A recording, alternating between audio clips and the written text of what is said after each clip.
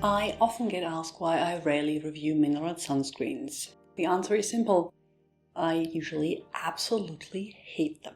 But I do get that if you live in the US or have very reactive skin, they might be your only option, which is why today we'll talk about the NIOD Survival 30, a tinted mineral sunscreen that I didn't hate.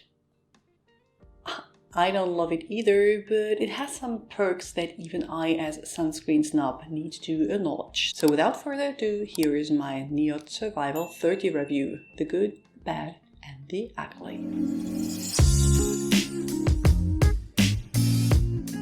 If you're new here, welcome. I'm Dr. Anne, a physician passionate about skincare and well-aging. Silicone dispersed UV minerals in a network defense system designed for all skin types. They claim blue light protection, antioxidant benefits, and arguably most important in a sunscreen, SPF 30 with PA+++, meaning a PPD of 8 to 16 or good protection against UVA, as opposed to PA++++, being very good protection against UVA. This sunscreen has the texture of a lotion and a slightly nutty scent, even though it is not free as the website states. The tint is definitely cool in undertone and rather light, as you can see in a bit. It makes even my light complexion look a little ashy, so I wouldn't necessarily agree that it works on all skin tones as claimed.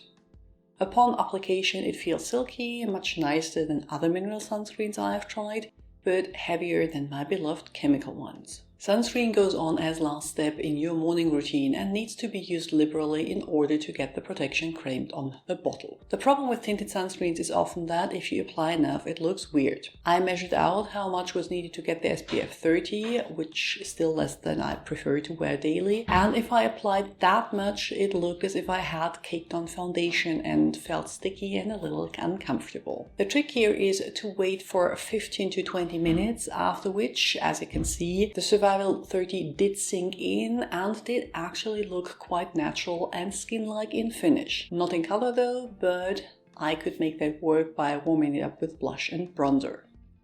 After around 6 hours, I could see the pigment breaking up around the chin and nose area, just like foundation usually does, and by the end of the day it was gone with some orangey leftovers around the hairline and eyebrows.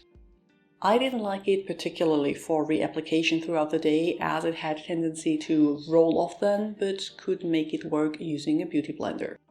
Still, it didn't feel very comfortable on the skin. It combines zinc oxide and titanium dioxide dispersed in silicones, which are probably responsible for the silky feel upon application, and as cyclopentasiloxane tends to evaporate from the skin for the change in finish and feel after a while.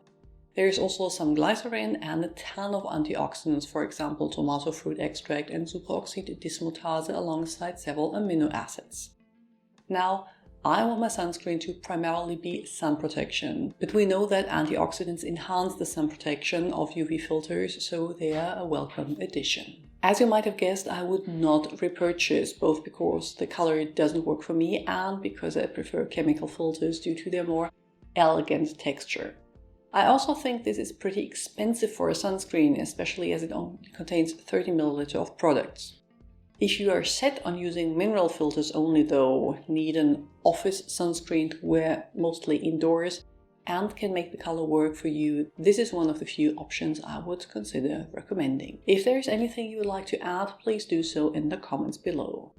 I will link to more videos you might find interesting on the screen and add links to my Instagram blog and Patreon account in the description box.